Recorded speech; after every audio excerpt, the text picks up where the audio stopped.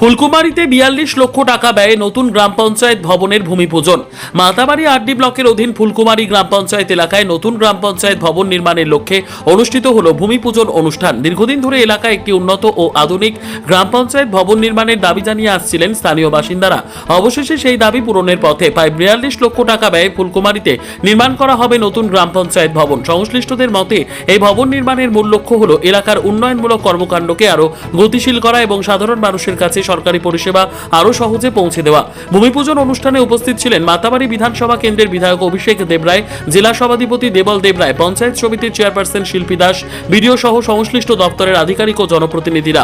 নতুন পঞ্চায়েত ভবনের ভূমি পূজনকে ঘিরে স্থানীয় বাসিন্দাদের মধ্যেও ছিল উৎসাহ উদ্দীপনা। দীর্ঘদিনের দাবি পূরণ হতে চলায় খুশি এলাকাবাসী। তাদের আশা ভবনটির নির্মাণ কাজ সম্পন্ন হলে প্রশাসনিক পরিষেবা পেতে সাধারণ মানুষের ভোগান্তি কমবে এবং ফুলকুমারী এলাকার সার্বিক উন্নয়ন আরো ত্বরান্বিত হবে।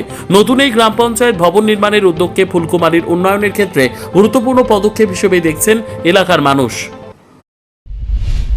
আমাদের আলগা নেই, কাকরাবনা আলাদা এগ্রি সাবডিভিশন আছে, আপনাদের টেপানিয়া আলাদা এগ্রি সাবডিভিশন আছে, কিল্লা আলাদা আছে, উদয়পুরের আলাদা আছে, আর আমাদের মাতাবাড়ির নেই। এত এগ্রি সাবডিভিশন, এত কৃষক এখানে কোথায় যেতে হবে? গোকুলপুরে। কেন এত বছর করেনি?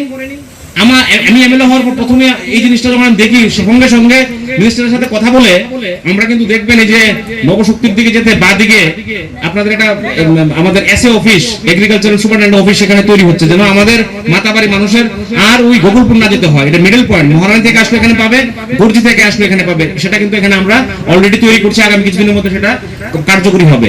প্রতি যেটা ডিডব্লিউএস এর ব্যবস্থা আজকে আমাদের টেপানিয়া আর মাতারবাড়ি মিলে একটা মাত্র আমাদের ডিডব্লিউএস সাবডিভিশন, তাহলে মানুষকে পরিষেবা কিভাবে দেবে? কেন মাতারবাড়িতে 36টা জিবিভিসি আলাদা যদি ব্লক ধরি, তার জন্য আলাদা আমাদের ডিডব্লিউএস সাবডিভিশন করা হয়নি। কাকরাবন সাবডিভিশন আলাদা হয়েছে, মাত্র 22টা 23টা আমাদের জিবিভিসি আছে। কিল্লাতে 18টা ভিসি আছে, তার জন্য আলাদা সাবডিভিশন। তাহলে উদয়পুরের জন্য আলাদা সাবডিভিশন, অমরপুরে 22টা 23টা জিবিভিসি আলাদা সাবডিভিশন, করবুকে আলাদা সাবডিভিশন, আমাদের অম্পিকা আলাদা সাবডিভিশন। মাতারবাড়িতে এত পপুলেশন, এত মানুষ, এত এত এত কিছু, তাহলে কেন মাতারবাড়িতে আলাদা সাবডিভিশন করা হয়নি বিগত দিনে? আমরা তার উদ্যোগ নিচ্ছি। আমি ভেবেছিলাম যেটা এখানেই ফুলকুমারীতেই করা হবে, কিন্তু জমির জটিলতা, আমি প্রধানের সাথে কথা বলেছিলাম। যাই হোক, যেখানেই হোক, আমরা অন্যদিকে নিয়ে আমরা সে আলাদা সাবডিভিশন করার জন্য আমরা কথা বলেছি, আগামী কিছুদিনের মধ্যে সেটা করা হবে।